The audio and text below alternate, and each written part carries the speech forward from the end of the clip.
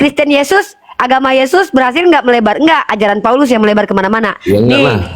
di kampung Mendidik halaman Yesus nih. Nih tengok Iqbal. Mendidik 12 orang aja satu berkhianat. Iya, dua berkhianat. BBC News Indonesia, warga Kristen di Bethlehem berkurang. Kampung halamannya aja berkurang.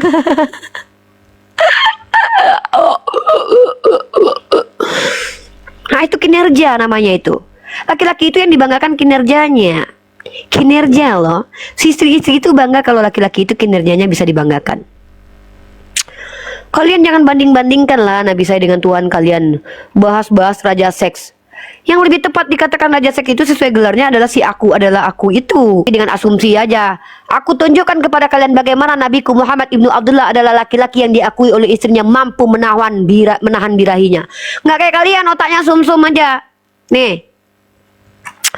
Nih, ini kenapa aku semakin cinta kepada agamaku dan semakin cinta kepada nabiku Muhammad ibnu Abdullah sallallahu alaihi wasallam, karena beliau adalah terbukti sebagai lelaki yang memiliki kemampuan 30 pria tapi mampu menahannya. Bayangkan, memiliki kemampuan 30 pria tapi mampu menahannya. Keren nggak tuh? Keren lah Iqbal. Nih istrinya yang ngakui loh. Istrinya sendiri memuliakan ini yang kalian katakan seorang wanita yang dikatakan korban pedo ini. Apa kesaksiannya terhadap suaminya? Hei kalian penista-penista Nabi Muhammad, baca ini. Menurut Sayyidah Aisyah, ya, nih ya, Sayyidah Aisyah yang berkata ini. Kemudian kami pun bertanya kepada, apakah Rasulullah SAW pernah mencumbuhi istrinya saat beliau sedang berpuasa? Aisyah menjawab, iya, akan tetapi beliau adalah orang paling kuat menahan nafsunya di antara kalian. Woi, ini nih.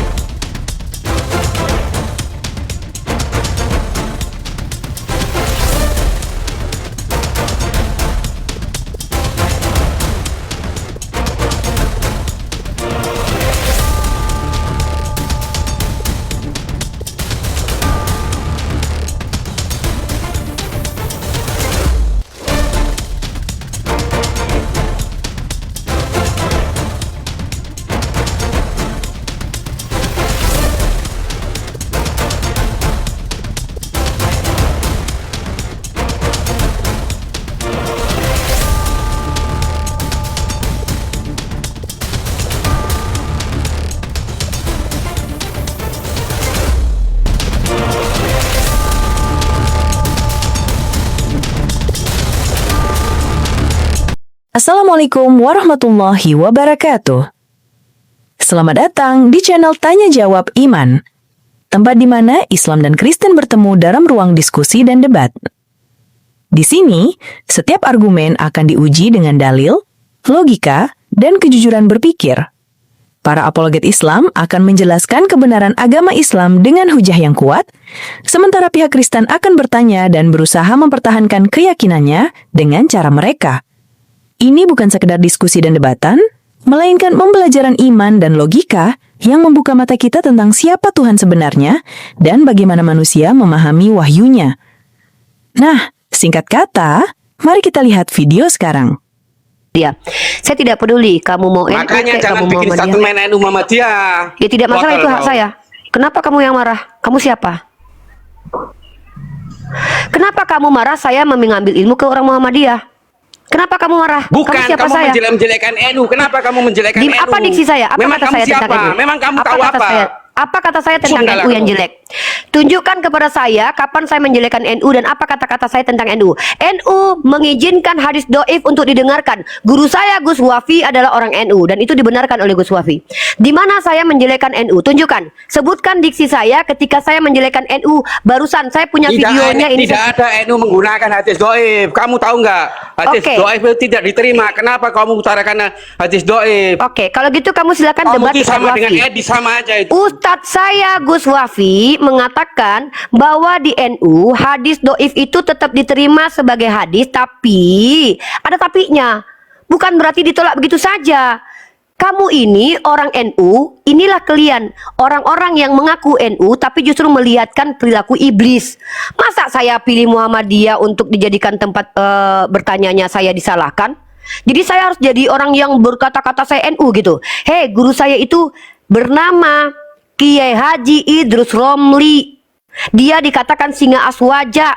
Guru saya yang paling saya cintai, yang paling dekat dengan saya saat ini bernama Gus Wafi Abdul Wafi. Dia adalah orang yang berada di jajaran NU. Beliau adalah orang yang mengajarkan saya banyak hal. Kenapa kamu saya lebih kuliah di Muhammadiyah, kamu marah ke saya? Kenapa nggak terima kalau saya itu lebih memilih untuk mengambil pandangan Muhammadiyah? Karena saya kuliah di Muhammadiyah. Kamu pengen saya berada di NU gitu? Tunjukkan fitnahanmu kalau saya menjelekkan NU. Saya mengatakan, bahkan Ustadz Wafi sendiri menjelaskan ke saya, hadis doif itu bukan langsung dibuang. Tidak. Kenapa kamu keji sekali sebagai orang Islam? Inilah orang yang memecah belah agama Islam. Dia tidak terima kalau kita belajar kepada manhaj salaf. Langsung dikatakan kita sesat dan bidat. Dan bahkan dikatakan kita, kalau kita menerima manhaj salaf, pasti kita dikatakan menjelekkan NU. Ini orang-orang yang begini nih yang menghancurkan Islam nih. Kalau kita bilang kita mengambil ilmu kepada Muhammadiyah, kita langsung dituduh menjelekkan NU. Kalau kita memilih NU, langsung dikatakan kita tidak memilih menjelekkan Muhammadiyah. Ketika kita tanya, saudaraku, mana pernyataan saya yang mengatakan saya menjelekkan NU? Loh, apakah menjelekkan NU ketika mengatakan orang NU masih menerima hadis doif? Itu guru saya ngajarin kok. Saya bisa buktikan kok. Nih, saya kasih tahu kamu data ya. Ini kenapa ini orang-orang ini? Ini adalah orang-orang Gus Durian biasanya. Orang yang tidak terima kalau kita nggak berguru kepada gurunya. Dia pengen kita berguru kepada guru yang dia maksud. Ini orang-orang yang tidak bisa berjiwa besar dengan pilihan orang lain. Inilah orang-orang yang merusak Islam dari dalam. Mereka mentolol-tololkan orang yang tidak mau berguru kepada gurunya, sama seperti Syiah dan orang Yahudi. Orang Yahudi itu tidak menerima apapun aliran kalau tidak berguru kepada rabi mereka. Orang-orang Syiah tidak menerima siapapun yang tidak mau berguru kepada imam mereka. Ini orang yang ngakunya NU tapi sifatnya seperti Yahudi dan Syiah. Tidak menerima orang berguru kepada organisasi lain. Mereka maunya kita tetap harus bela, katakan NU itu baik dan benar. NU itu sebuah organisasi besar yang mana di dalamnya terdapat orang-orang cerdas seperti Gus Baha, guru aku yang aku cintai karena Allah, yang bahkan karya ilmiahku, jurnalku, nama beliau aku cantumkan, Kiai Haji Idrus Romli. Aku berkomunikasi dengan beliau langsung. Aku sudah berjumpa dengan beliau langsung melalui wasilahnya Gus Wafi.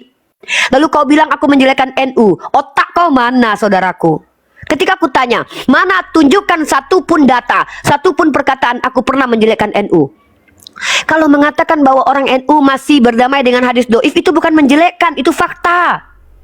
Makanya belajar ada Batsul Masail namanya itu. Kok kurang ajar sekali ini. Ini orang yang agamanya NU bukan Islam, teman-teman. Tadi itu orang itu agamanya NU bukan Islam, karena dia membela NU bukan membela Islam. Ya, orang tadi agamanya NU. Nih ya, ini aku tunjukin kalian ini. Makanya belajar. Kalau tidak belajar langsung panas. Pokoknya NU, aku orang NU soalnya. Kalau tidak ber-NU berarti menjelekkan NU. Waduh, ini sama kayak Kristen nih. Kalau tidak mengikuti agama mereka, maka kita bidat, kafir, sesat. Bahaya orang-orang seperti ini, teman-teman. Jadi orang-orang seperti ini tidak pernah baca jurnal, tidak pernah ngobrol dengan ulama sepertinya, sehingga dia gampang sekali seperti Kristen mengkafir-kafirkan orang, membidat-bidatkan orang. Nah, teman-teman, mari kita lihat ya. Nah, kita lihat di sini, kita pakai data. Kita lihat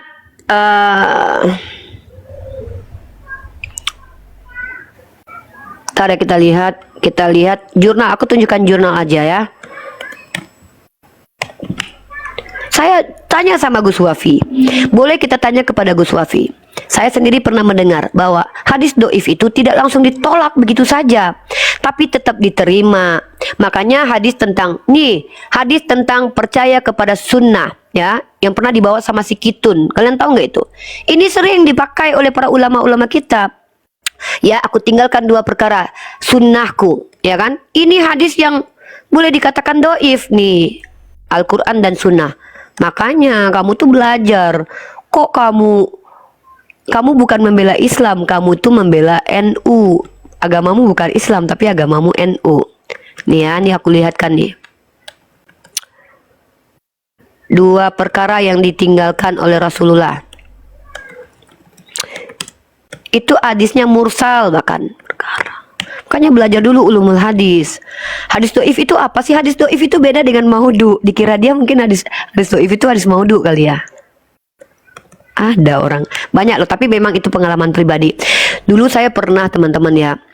Waktu itu ada satu akun TikTok. Ini pengalaman pribadi nih. Jadi akun TikTok itu dia bikin gambar Gus Dur di situ. Lalu dia bilang begini, "Nggak, saya nggak boleh berhenti ini. Ini harus jangan kita ini hanya mengkoreksi agama orang, tapi kita tidak mau mempertontonkan borok agama kita loh.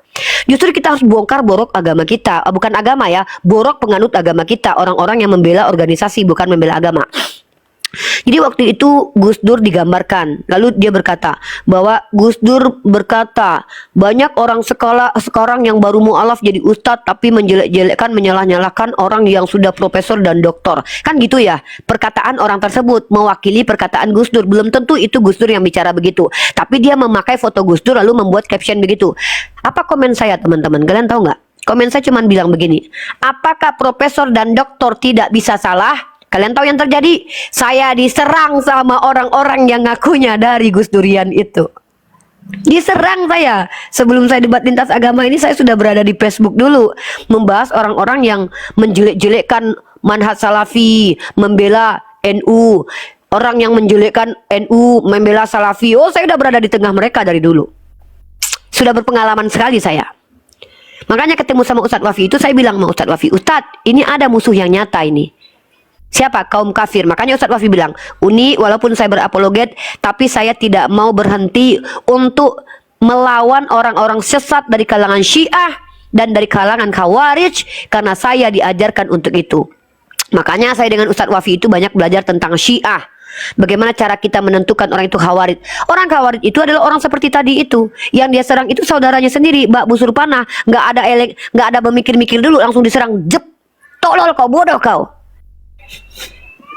Dia nggak kenalan dulu dengan kita. Dia nggak tahu dulu dasar kita bicara seperti itu apa. Itu dia teman-teman. Saya sudah berhadapan dengan orang Syiah. Bahkan Denny Siregar itu di Facebook dulu tuh saya jawab terus tuh.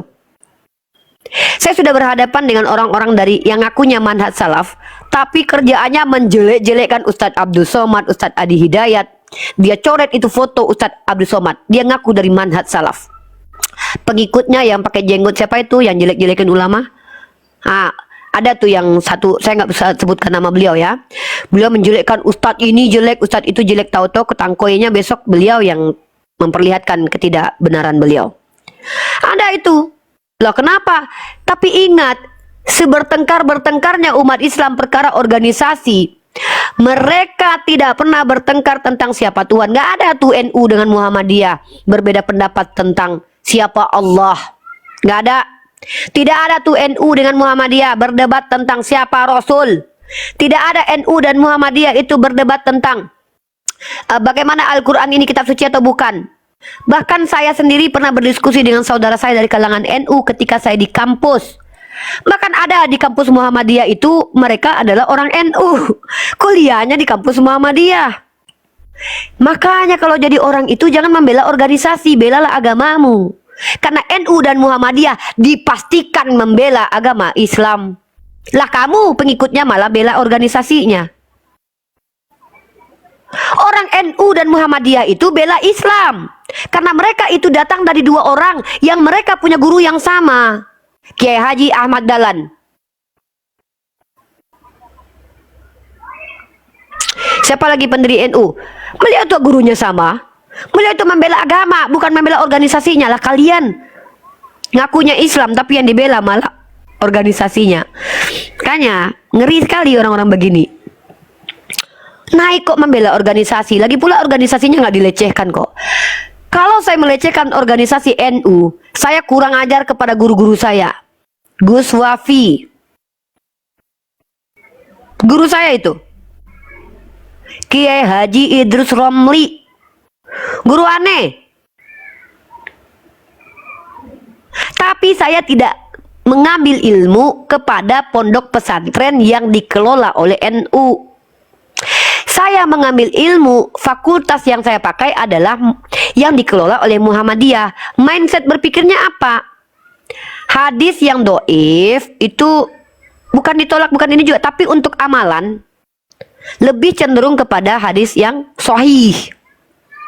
Makanya orang-orang Muhammadiyah itu ada yang tidak ada tahlilan ketika meninggal. Itu loh, Cak Tata itu guru saya, bukan temenan. Guru saya itu Cak Tata itu NU. Nah, orang-orang NU, saya ini tinggalnya pernah di Klaten, Jawa Tengah. Rata-rata ayah anak saya itu orang NU kental, woi.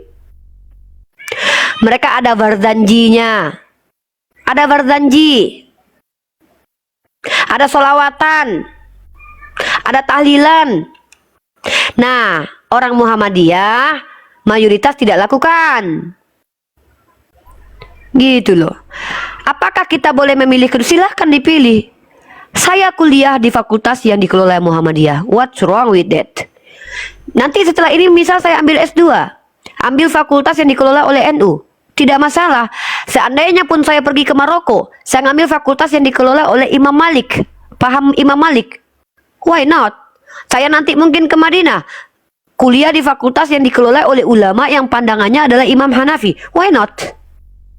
Apa masalah? Kenapa kalian yang bukan siapa-siapa saya ngatur saya? Makanya jadi orang itu, belalah agamamu, jangan organisasi yang kau bela. Karena organisasi yang kau bela itu dipastikan membela agama. Yang benarnya, yang lurusnya, kecuali yang butuh uang. Itu. Kalau sama saya nggak usah didebat orang Islam ya. Kalian menang. Kalian menang. Saya kalah. Kalau kalian adalah orang Islam, saya kalah. Ada apa nih, Amboy? Ada saudara kita naik-naik bukan bela Islam tapi bela NU. Padahal saya nggak jelekin NU. Saya bilang sesuatu yang pernah saya dengarkan kok. Saya pelajari, saya baca jurnalnya. Pada perbedaan NU dengan Muhammadiyah itu adalah dari sisi pengambilan hadis. Kan gini, ulama-ulama itu kan memang berbeda semua. Ada ulama yang mensohihkan hadis ini, ada ulama yang mendoifkan hadis itu. Lah, begitu juga dengan Muhammadiyah dan NU. Muhammadiyah menerima hadis yang tingkatannya tuh sohihnya tuh derajatnya sohih. Nah, maka mereka menerima itu sebagai dalil hadis yang untuk diamalkan. Nah, kalau NU ada hadis-hadis yang doif tapi juga diamalkan. Lah, marah dia. Kok dia ngamuk? Ada tadi yang ngamuk. Dia bilang saya jelek-jelekin NU katanya. Ya laporinlah ke kantor polisi. Dikira dia saya nggak punya teman petinggi-petinggi NU kali. Aneh. Itulah pembela organisasi. Gak ngerti dia tuh. Ini ada tamu nih, Dek. Ya, halo Roberto, selamat siang. Roberto, selamat siang.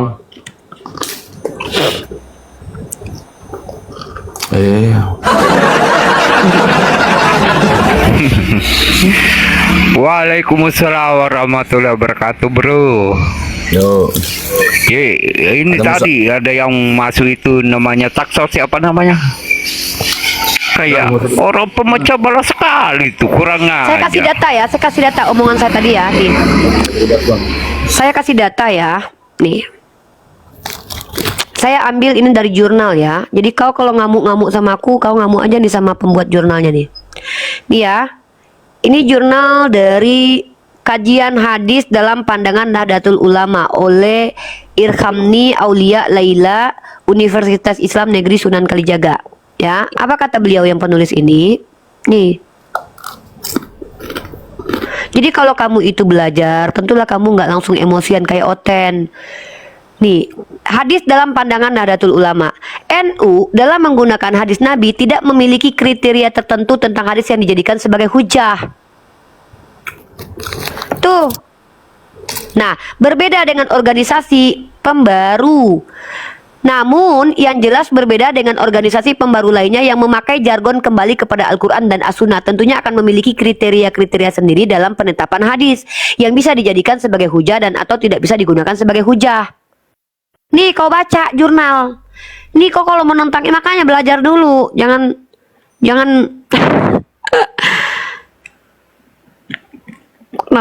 kok malah saya mau ngambil ilmu ke ustadz saya yang NU kek. Saya mengambil ilmu ke ustadz yang manhajnya salafi loh. Lebih banyak saya ambil dari beliau sebelum kenal dengan Ustadz Wafi. Sebelum saya berkenalan dengan Ustadz Wafi, Al-Mukarram Gus Wafi, Ustadz saya yang keilmuannya tak bisa diragukan lagi. Ya. Saya sering mendengarkan kajian Ustadz Khalid Basalamah. Apa kalian? Mau bilang saya Wahabi? Silakan. Saya mencintai Ustadz Khalid Basalamah karena Allah. Saya juga mendengarkan kajian dari Ustadz yang datangnya dari Muhammadiyah, Adi Hidayat. Kenapa? Nggak suka? Saya juga banyak mendengarkan kajian dari Ustadz Abdul Somad. Kenapa? Nggak suka? Suka-suka gua lah. Karena saya belum bisa membantah keulamaan mereka. Hingga detik ini saya belum bisa membantah keulamaan mereka. Makanya saya masih menerima informasi dan ilmu dari mereka. Saya sebutkan, Ustadz saya dari kalangan manhaj salaf yang saya cintai karena Allah, Ustadz Khalid Basalamah, Ustadz Syafiq Basalamah. Dari kalangan NU yang saya cintai, Gus Baha, Kiai Haji Idrus Romli. Dan insya Allah dalam waktu dekat saya dipertemukan dengan mereka semua sebelum saya berangkat mengambil S2. Jadwalnya insya Allah ditentukan. Tapi yang sudah saya temui adalah Ustadz yang dulu juga saya cintai, Kiai Haji Idrus Romli, bergelar Singa Aswaja. Tadinya saya mau bertemu Gus Baha dengan Ustadz Wafi, tapi ada kendala dan tidak jadi. Semoga sebelum saya berangkat mengambil ilmu S2 saya sudah bertemu dengan mereka semua, meminta izin dan restu untuk menjadi apologet internasional. Kok kaliannya repot? Kalian yang ngamuk. Hah? Ada apa dengan kalian? Gitu. Amboy. Berhentilah membela organisasi. Organisasi itu bela agama. Dah lah Amboy ah. Oh ya, satu lagi ulama yang sudah saya temui, Buya Yahya, Insya Allah. Sekali. Kiai Haji Idrus Romli sudah hadir dan bahkan bertanya langsung kepada beliau terkait apologetika. Artinya saya sudah meminta izin kepada beliau, minta validasi kepada beliau bahwa ini apologet. Wah, bahkan beliau posting saya di Facebook apa di mana ya, di YouTube apa di Facebook tuh. Nama saya direkomendasikan. Itu keren banget, divalidasi sama kiai. Bahkan masuk dalam jurnal. Nah, nanti di skripsi saya ada itu nama beliau itu, Kiai Haji Idrus Romli. Bahkan seorang buya dari Muhammadiyah, Buya Anwar Abbas, wakil ketua MUI, ketua umum, petinggi Muhammadiyah, juga telah saya minta izin Buya, saya mau jadi apologet internasional, insya Allah diridhoi saya. Begitu juga nanti saya mau minta izin kepada ulama-ulama lainnya, diantaranya siapa saja. Saya akan bertemu insya Allah dengan orang-orang yang Gus Baha tersebut. Nah, saya mau minta izin nih, Gus Baha, ridhoilah saya jadi apologet internasional. Ustadz Adi Hidayat sama Ustadz Khalid Basalamah. Semoga beliau mendengarkan suara saya. Saya meminta izin kepada beliau untuk jadi apologet internasional. Amin.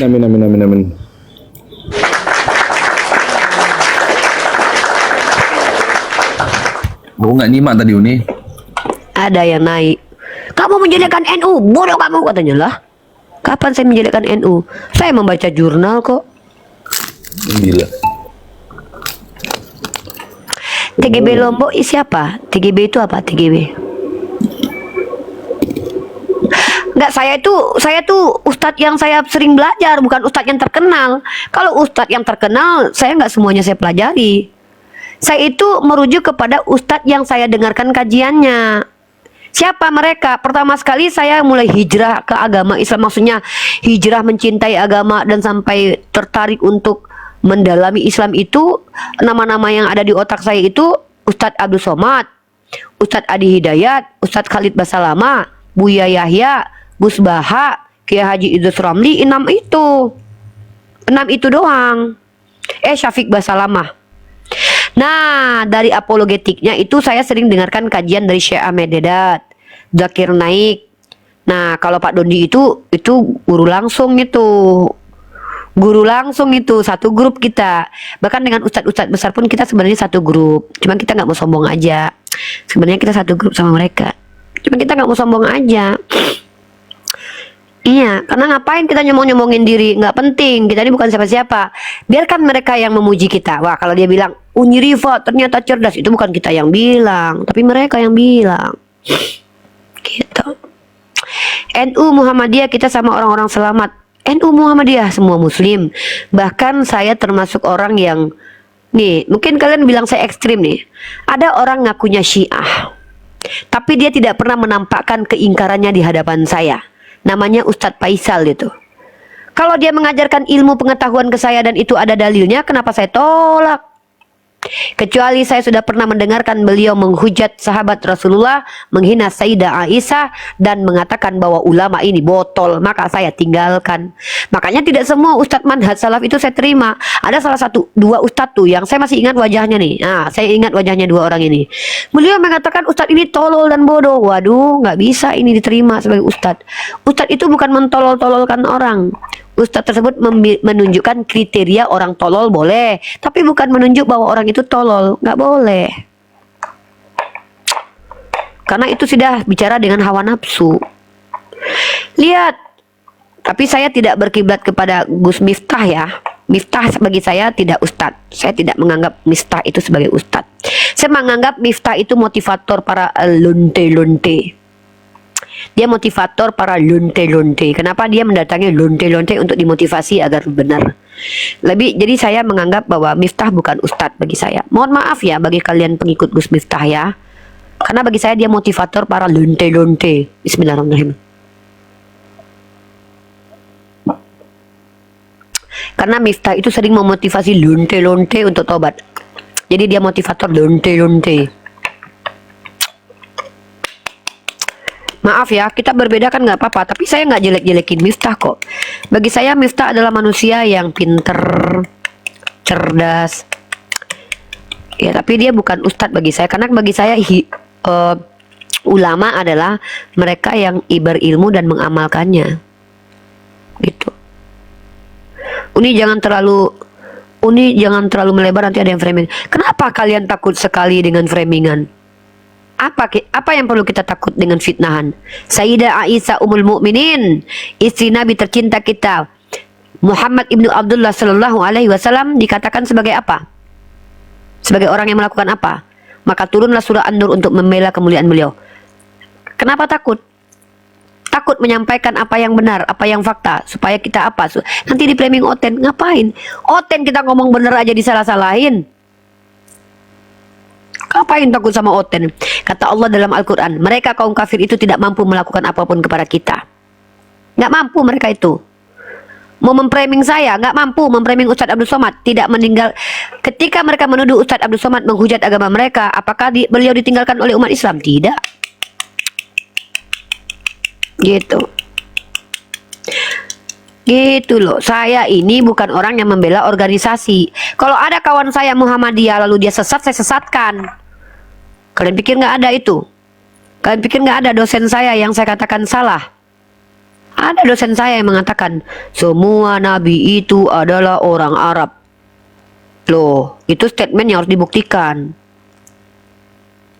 Nggak bisa gitu Pak dosen. Dan dia dari Muhammadiyah. Apakah saya mengatakan dia sesat? Enggak lah. Kalau sesat itu pandangannya itu menyeleweng dari ajaran Nabi. Kalau dia membawa pandangan sendiri yang tidak diajarkan Nabi, itu bukan berarti sesat. Bisa jadi itu adalah orang yang berasumsi gitu. Jangan nuduh-nuduh orang semua sesat. Baru ini aku nggak sepakat dengan Uni, silahkan. Kenapa kita harus sepakat terus? Masa kita harus sepakat terus? Masa kita harus sepakat terus? Anda mungkin baca 1000 buku, saya baru baca 10 buku. Maka saya langsung sepakat dengan Anda gitu. Ya nggak mungkin. Bisa jadi Anda lebih berilmu dari saya.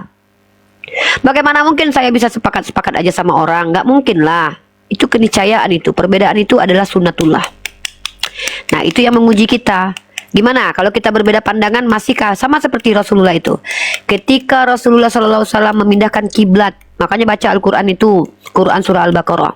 Ketika Rasulullah memerintahkan kiblat dipindahkan ke Mekah, maka apakah orang yang betul-betul mengikuti Rasulullah akan ikut atau tidak? Gitu. Ketika Rasulullah menikahi Zainab binti Jahsy yang menjadi tradisi pada waktu itu tidak boleh dinikahi mantan anak angkat. Apakah orang akan ikut? Ngapain ngikutin orang? Ikut tuh Rasulullah. Ngapain ikut saya? Ngapain pandang saya yang diterima? Pandangan ulama ini terima. Ulama yang saya kutip perkataannya. Anda kuliah tapi menurut Muhammad akal Anda setengah doang. Nggak ada. Nabi Muhammad mengatakan kaitannya kuliah dengan akal.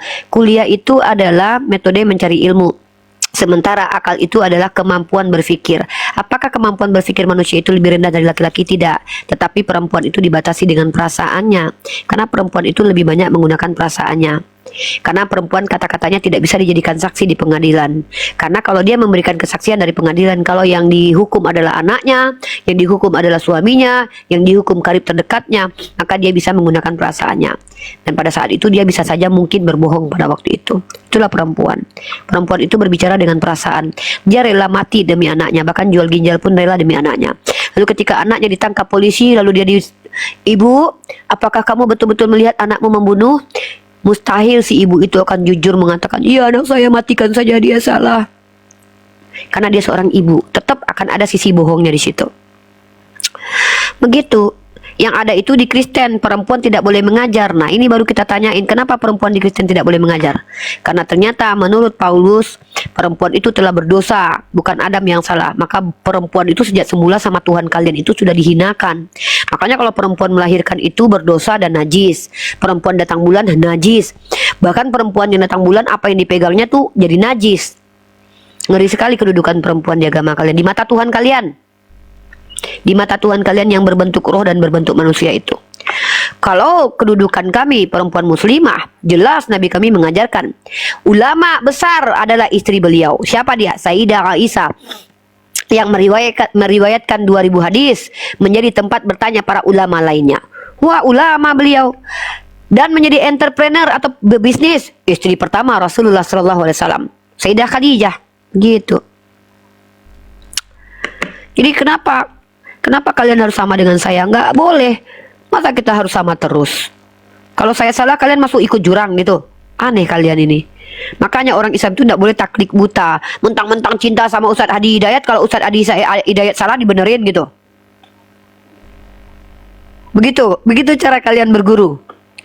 Mentang-mentang Ustadz Abdul Somad dicintai seluruh jamaah, tiba-tiba beliau mengatakan sesuatu yang salah, langsung dibela gitu. Oh, beliau kan nggak salah, beliau benar gitu. Itu bukan saya itu. Saya kalau ada ustadz kita yang salah, saya akan bertawakuf dan berzikir kepada Allah. Berpikir begini, ya Allah, ustadz aja salah, apalagi gue. Bukan malah ustadznya dibatalkan jadi ustadz. Jangan dihilangkan keilmuannya yang 90%. Ketika dia 10%, itu tanda dia manusia, bukan maksum, bukan nabi. Aneh kalian ini. Kadang-kadang bingung saya sama umat Islam sendiri. Apa bedanya dengan Kristen coba? Kalau Kristen itu, iya percaya sama pendeta, iya. Bodoh amat deh pendetanya, mau salah mau enggak, penting dia punya Roh Kudus. Lah, tiba-tiba ada ulama yang salah omongannya. Langsung dibilang, pokoknya dia nggak pernah salah, dia pasti bener. Harusnya kita beristighfar, baru kita berpikir, wah ustadz aja bisa salah loh, apalagi saya yang bukan ustadz. Begitu. Terserah, saya tidak butuh cinta kalian. Kalian yang merasa bahwa saya menjelek-jelekan NU, silakan tinggalkan saya. Silakan tinggalkan saya. Saya tidak pernah menjelekkan NU. Guru saya adalah orang NU, Kiai Haji Idris Romli Al-Mukarram Guswafi. NU men. KYS 1.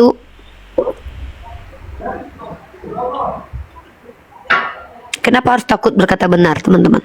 Nggak perlu takut. Bahkan Rasulullah ketika beliau itu ada 2 riwayat. Beliau, kalau seandainya beliau diizinkan menyembunyikan ayat, kata Sayyidah Aisyah, maka beliau akan menyembunyikan ayat tentang pernikahannya dengan Zainab. Ada ulama yang mengatakan, ada sahabat yang mengatakan, beliau itu tidak mau menjelaskan kepada orang-orang bahwa beliau akan menikahi Zainab menurut apa yang beliau dapat dari Allah. Ada seperti itu. Artinya, Nabi saja pernah takut untuk menceritakan apa yang akan disuruh Allah. Tapi kata Allah, tidak boleh takut kepada manusia. Takutlah kepada Allah saja. Kenapa saya harus takut kepada kalian ketika saya menyampaikan apa yang saya pelajari? Itu jurnalnya ada kok. Itu kajiannya ada kok. Aneh. Kenapa saya harus berhenti bicara sesuatu yang datanya ada? Tervalidasi bener. Pada faktanya iya. Nabi saya aja dilarang takut sama manusia kok. Kok saya harus takut sama kalian? Oh, nanti Uni nggak ada viewer lagi dari NU, Uni. Orang NU akan ninggalin Uni. Silakan. Saya hadir bukan untuk menyenangkan Muhammadiyah dan NU. Karena itu organisasi yang saya hormati, karena mereka adalah orang-orang yang berdiri untuk membentuk organisasi agar umat Islam ini punya lembaga yang bisa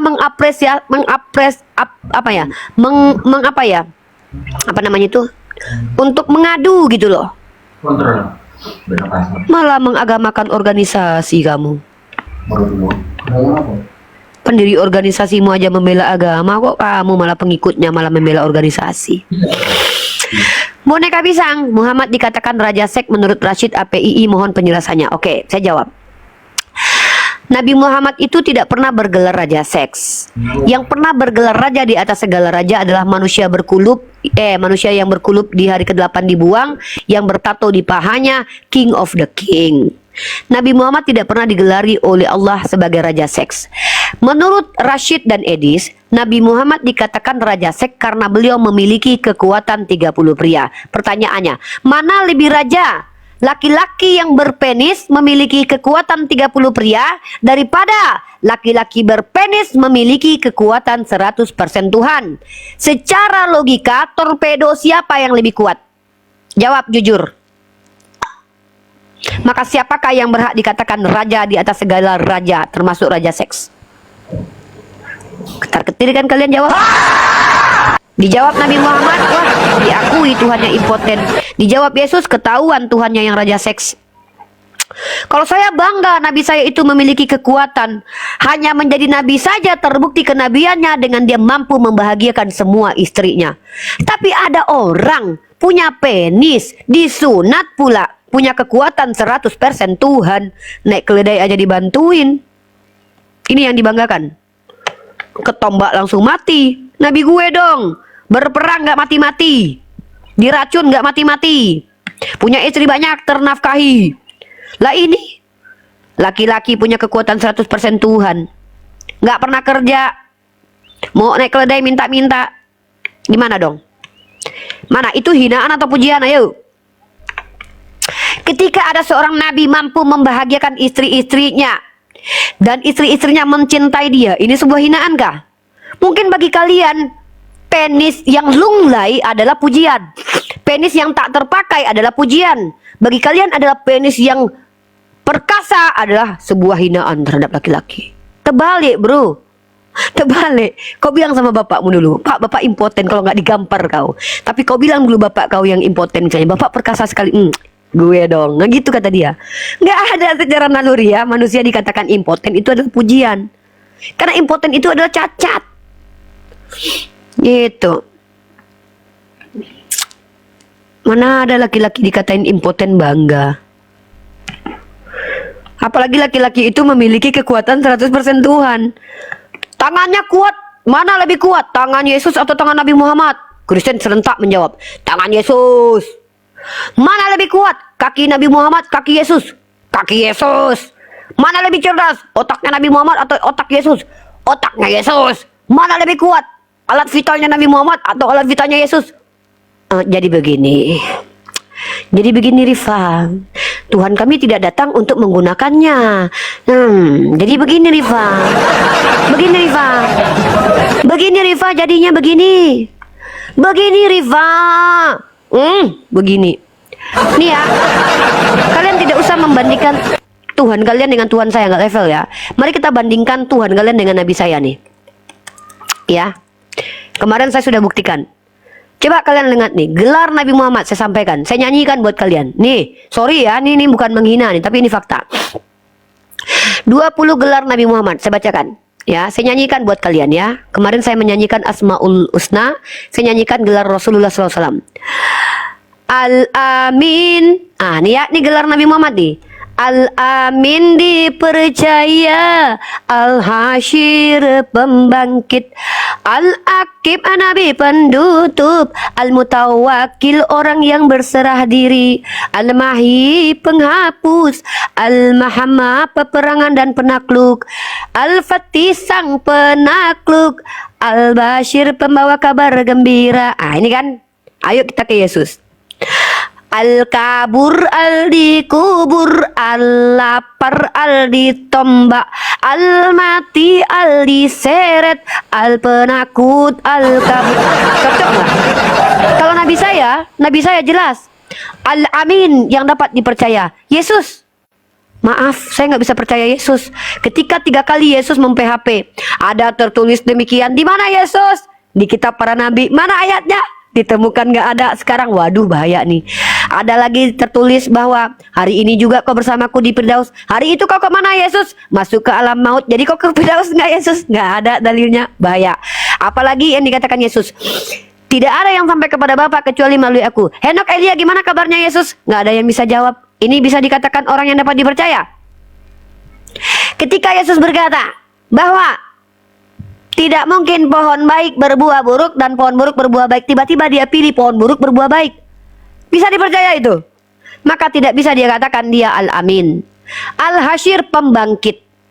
Nabi Muhammad ini membangkitkan esensi agama Islam. Maka apakah bisa dikatakan bahwa Yesus membangkit? Yesus itu bisa membangkitkan orang mati. Apakah bisa dia membangkitkan anu yang mati? Nah, pertanyaannya, coba saya tanya kepada kalian laki-laki. Kalian laki-laki, kalau kalian diberikan Tuhan, Iqbal, aku berikan kepadamu 2 kuasa, dengan satunya tidak boleh. 1, kau bisa membangkitkan orang mati tapi anumu tidak bisa bangkit. Kedua, anumu bisa bangkit, normal, sehat, terpercaya dan bisa membahagiakan perempuan, tapi kau tidak bisa membangkitkan orang mati. Silakan dipilih. Ayo, saya tanya. Ya mending bangkit punya aku lah. Mana aku mau hidup letoy. Al-Aqib, Nabi penutup. Nabi penutup. Kalau Yesus adalah Tuhan penutup. Bangkitkan orang mati yang dibangkitkan gak ada manfaatnya juga semasa hidup. Apa guna? Jadi gini loh kalau kita bicara pakai akal gitu. Saya tidak menghina Tuhan kalian, tapi saya mengembalikan secara apple to apple. Nabi saya itu pembangkit. Beliau itu jangankan orang yang udah mati, paha kambing aja bisa bicara, batu aja bisa berzikir. Orang yang hidup dibangkitkan itu belum tentu membangkitkan orang mati. Mana tahu dia cuma pingsan, ya kan, koma. Dokter juga bisa, ngapain Yesus turun tangan. Ada itu dokter membangkitkan orang koma berbulan-bulan. Yang lebih hebat itu benda mati jadi hidup. Seperti Nabi aku, paha kambing di tangannya bisa bicara, batu bisa berzikir, pohon bisa berbuah, pohon bisa bersikap seperti manusia. Ini baru hebat. Ini baru hebat. Lah ini orang katanya baru berapa jam mati, dan itu pun nggak ada dokter yang menentukan dia mati. Al-Fakir, Uni jadi ke Jakarta, nggak ada uang bang. nggak ada ongkos bang. Gitu loh. Ingin sih ke Jakarta, tapi nggak ada ongkosnya. Tapi nggak minta ongkos, nggak apa-apa. Gitu loh. Kalian mau membandingkan Nabi saya dengan Tuhan kalian? Coba. Nabi Muhammad bekerja. Yesus pernah kerja nggak? Tunjukin dalilnya. Nabi Muhammad beristri banyak. Tuhan kalian punya istri nggak? Enggak. Nabi Muhammad itu mampu nggak menaklukkan Jazirah Arab? Bahkan sampai detik ini di Arab itu bertambah terus mualafnya. Di Yerusalem, di kampung halamannya orang Kristen, ya Allah sedihnya. Aduh, Kristennya malah hilang di situ. Nih ya, nih. Ini sorry banget ya, kampung halaman kalian nggak berhasil dikristenkan sama Tuhan kalian. Sorry ya. Laki-laki itu yang perlu dibanggakan adalah kinerja dan pencapaian. Betul nggak? Betul nggak Iqbal? Ya betul lah. Itu Nah, nomor 1. Kinerja Nabi Muhammad diakui dia berhasil mengislamkan Jazirah Arab. Betul? Bahkan ke Eropa pun berhasil, ya kan? Sampai ke Asia Tenggara, benar kan? Nah, Kristen Yesus, agama Yesus berhasil nggak melebar? Nggak, ajaran Paulus yang melebar kemana-mana. Ya enggak lah. Di kampung halaman Yesus nih. Nih tengok Iqbal. Mendidik 12 orang aja 1 berkhianat. Iya, dua berkhianat. BBC News Indonesia, warga Kristen di Bethlehem berkurang. Kampung halamannya aja berkurang.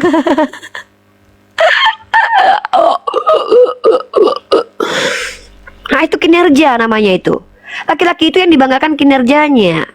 Kinerja loh. Si istri-istri itu bangga kalau laki-laki itu kinerjanya bisa dibanggakan. Kalian jangan banding-bandingkan lah Nabi saya dengan Tuhan kalian. Bahas-bahas raja seks. Yang lebih tepat dikatakan raja seks itu sesuai gelarnya adalah si aku adalah aku itu. Yang gelarnya adalah raja di atas segala raja. Gitu. Sejak kapan bisa dikatakan raja seks sementara Nabi Muhammad saja tidak doyan berhubungan badan? Nih, bukti Nabi Muhammad itu otaknya nggak mesum. Nih, aku kasih kalian dalilnya. Ini aku kalau bicara tuh pakai data, nggak kayak kalian, nggak mampu membela argumen kalian dengan data, tapi dengan asumsi aja. Aku tunjukkan kepada kalian bagaimana Nabiku Muhammad ibnu Abdullah adalah laki-laki yang diakui oleh istrinya mampu menahan birahinya. Nggak kayak kalian otaknya sumsum aja. Nih, ini kenapa aku semakin cinta kepada agamaku dan semakin cinta kepada Nabiku Muhammad ibnu Abdullah sallallahu alaihi wasallam, karena beliau adalah terbukti sebagai lelaki yang memiliki kemampuan 30 pria tapi mampu menahannya. Bayangkan, memiliki kemampuan 30 pria tapi mampu menahannya. Keren gak tuh? Keren lah. Iqbal jangan keluar dari device, nanti ini mau nunjukin data nih. Iqbal lagi pesan Gojek guys. Ya, saya mau tunjukkan kepada kalian, nabiku yang memiliki kekuatan 30 pria saja adalah yang diakui sebagai istri oleh istrinya sebagai orang yang apa namanya? Mana nih?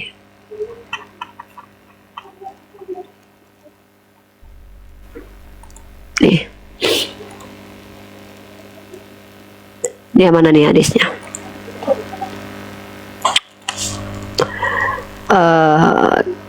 Hadis kitab Bukhari ya. Aduh, oh ini kemarin nih.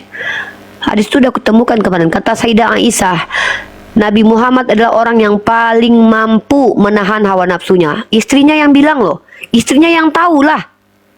Tapi Tuhan kalian yang katanya punya roh-roh kebijaksanaan, ngelihat pohon ara nggak berbuah aja dikutuk sampai kering, bisa menahan diri itu, emosinya aja dia nggak bisa tahan.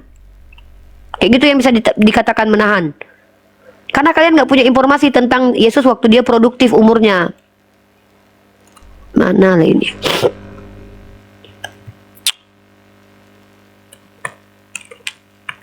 Oh, belum kumasukkan ke dalam daftar hadisku. Mana ya?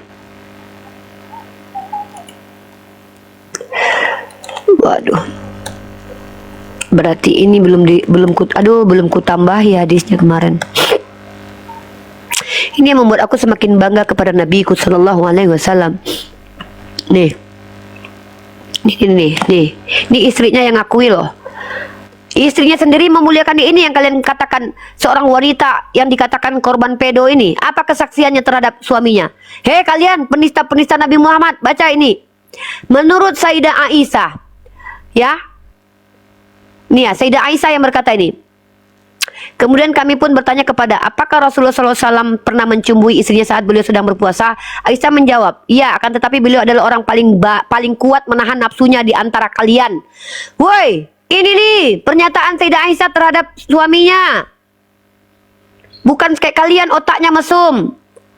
Sayyidah Aisyah sendiri mengatakan bahwa Rasulullah SAW adalah orang yang paling kuat menahan nafsunya di antara kalian. Nabi aku bos, senggol dong. Tuhan kalian emosinya aja nggak stabil.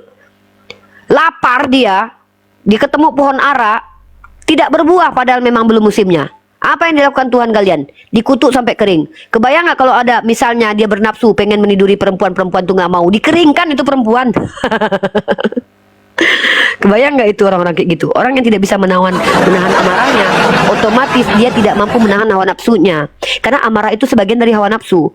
Marahnya aja tak terkendali kok orang lagi jualan diobrak-abrik sama dia. Kebayang nggak kalau dia lagi ingin, aku ingin bercinta karena mungkin ada kamu di sini, ku ingin. Nah, pas dia lagi ingin misalnya, apakah mungkin orang yang marahnya saja tidak stabil mampu menahan hawa nafsu seksualnya?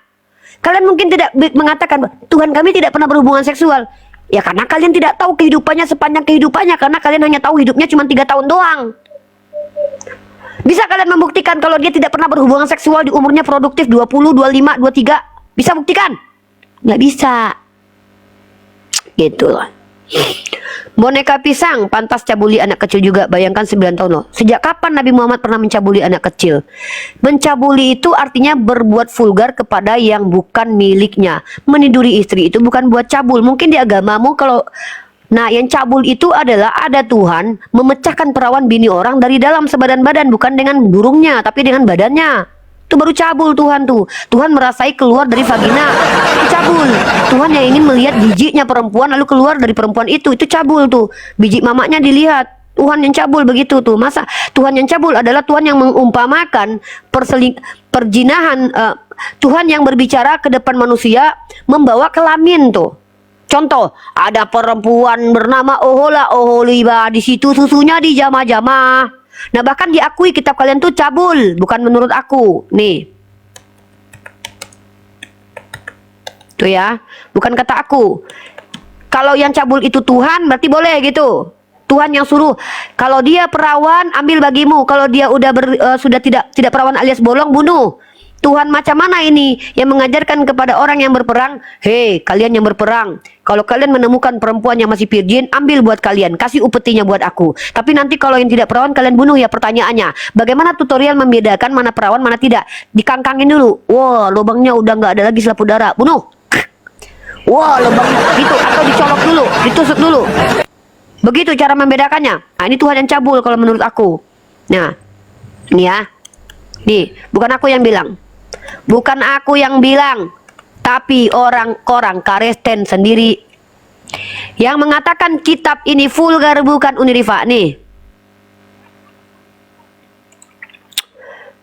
saya ini orangnya tidak suka memfitnah kayak kalian. Kalian bilang Nabi Muhammad mencabuli anak kecil. Mana datanya itu? Negara bagian Amerika Serikat larang Alkitab dari sekolah karena konten vulgar dan kekerasan. Vulgar, definisi vulgar apa? Nih, apa arti vulgar? Kalian kalau bicara tuh pakai data. Nih, apa arti vulgar ini? Vulgar kasar, ya, tidak sopan. Bahasanya juga bisa dikatakan cabul. Cabul, vulgar itu. Gitu. Gitu ya. Oke, saya jawab lagi. Orang Kristen di bawah, karena nggak berani naik, saya jawab aja di atas. Kalau ada anak cewek uni 6 tahun boleh juga dikawini. Boleh kalau sifatnya seperti Nabi Muhammad. Tapi kalau sifatnya kayak kalian Kristen yang otaknya mesum seperti yang di gereja-gereja kalian, jangankan anak umur 6 tahun. Anakku berumur 25 tahun saja tidak akan kuberikan kepada kalian jadi istri. Karena apa? Otak kalian kotor, mesum. Kalian aja mampu loh mengawini anjing dan mengawini ayam. Kalau ada lubang kalian sorongkan barang kalian. Kenapa? Kalian nggak ada larangannya. Nah, jadi kalau seandainya anakku umurnya baru 2 tahun, setahun, tapi ada laki-laki sifatnya seperti Nabi Muhammad, ku kasih jadi istrinya. Tapi sifatnya seperti Nabi Muhammad loh ya. Tapi kalau seperti pastor-pastor di gereja yang mencabuli anak kecil, mengaku orang kudus, tidak menikah, selibat, tapi pantat anak kecil dilobangin. Korbannya nggak sedikit, ratusan ribu. Ah, ini baru cabul, otak mesum, ngakunya orang kudus, ngaku anak Tuhan tapi kelakuan kayak binatang. Nih, buktinya mana? Nih, ya, ini buktinya nih. Kalau bicara tuh nggak suka pakai ini ya, pakai hoax seperti orang Kristen ya. Saya bicara pakai data. Lebih baik menikahkan anak kita walaupun usianya baru 1 hari kepada laki-laki yang baik dan benar dan berakhlak, ketimbang anak kalian umur 25 tahun diberikan kepada orang yang otaknya mesum dan cabul, walaupun dia mengaku adalah orang-orang yang jemaat gereja. Contoh nih, Komisi Prancis mengatakan ada 3.000 pedofil di gereja Katolik Prancis. Korbannya anak laki-laki paling banyak tuh. Pantat anak kecil dilobangin nih. Nih, 200.000 anak dilecehkan, pastor para uskup Spanyol minta maaf. Dilobangi pantat anak kecil loh. Lebih baik aku nikahkan anakku umurnya 1 hari dengan laki-laki muslim yang memiliki sifat seperti nabiku, tapi sifatnya seperti nabiku. Masalahnya nggak ada. Karena Nabi Muhammad tidak ada yang bisa mencontoh beliau secara full, karena beliau bukan bukan manusia biasa, beliau adalah nabi. Gitu.